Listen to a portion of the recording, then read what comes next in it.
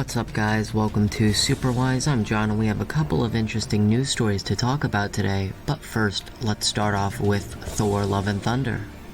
Now, if you've been following my channel, or just know about the movie news, you'd know that Matt Damon is officially returning for Thor Love and Thunder. Now, we didn't know his role in the film.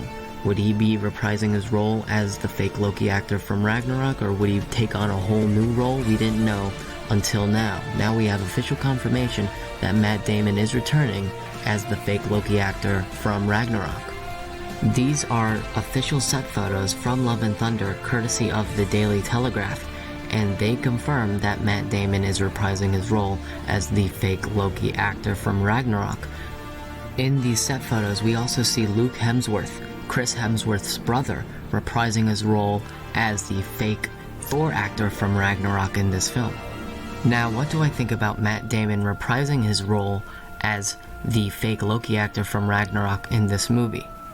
Well, I expected it, and I sorta welcome it, because I think in the film it's gonna be a very funny, humorous, clever callback to Ragnarok in these set photos.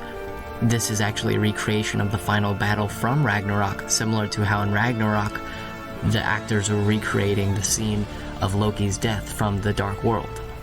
So I'm sure this will be a great and funny cameo like it was in Thor Ragnarok, but I can't help but think that Marvel Studios is wasting Matt Damon, because Matt Damon is one of the best working actors today, and the fact that he's being used as more of a comedic punchline than an actual actor is, disappointing, because Matt Damon could play a really good Marvel hero, Marvel villain. He could play a lot of roles. So in that respect, it's kind of disappointing, but then again, I'm sure Matt Damon's role will be short and sweet and funny. Again, it's not a big deal. It's just like Matt Damon could be more than just a punchline.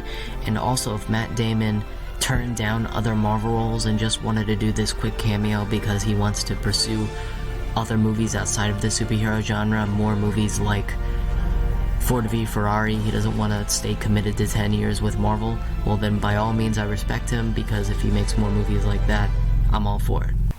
In other shocking news, the CW series Superman and Lois has just been renewed for a season 2. That was fast.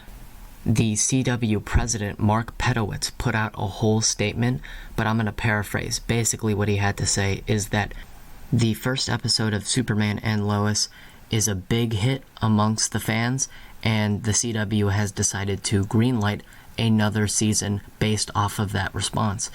Now, here's the problem with that. Yes, for those of us who've seen the first episode, we all pretty much universally agree that the first episode is surprisingly really good.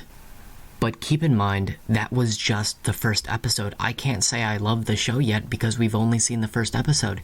And the pilot is designed to capture the audience. It's designed to convince the network that this is a show that should release.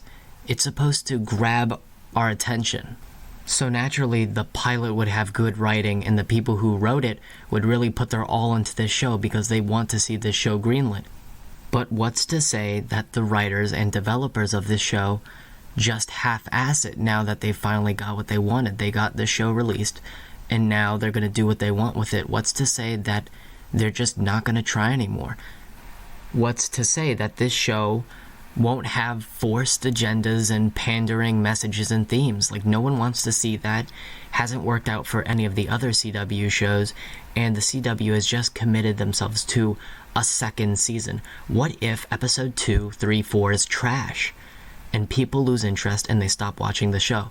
Now the CW has dug themselves into a hole because they just greenlit a season 2 that probably no one will watch if the first season is trash.